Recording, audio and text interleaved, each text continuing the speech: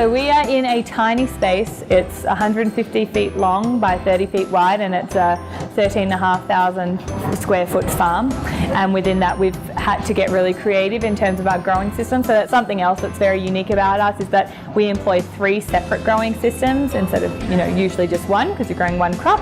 But we had to get really clever because we had this small space. So we have carousels that had never been built before to help us maximize natural sun and maximize space, and also have a degree of customized employment. So there are so many considerations as we conceive this.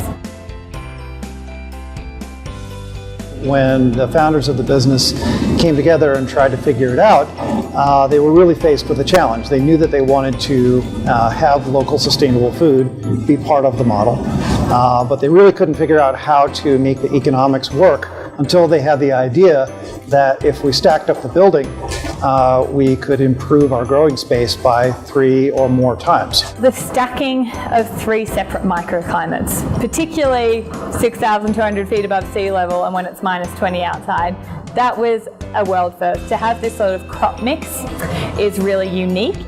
We were really forced to have tomatoes on the top floor and lettuce on the second floor because we were catering to a town of 10,000 people. And most of these systems are on the edges of large cities, and so it's completely viable for them to gut out a warehouse and just grow only baby kale because they have a market for that. The pillars of the business are providing long-term meaningful employment to people with different abilities, as well as providing local agriculture so that communities can have food that is not trucked in. It's all produced right here, and it just adds to the local economy. Having this pairing of world first innovation with an underserved population is so integral to what we're doing here. We now have 17 employees that work here with different abilities in the community. Having those 2 elements of local sustainable food and providing meaningful employment, it was a win-win. Vertical farming is still in its inception, and it's a pioneering front. This is sort of like the tech boom for agriculture.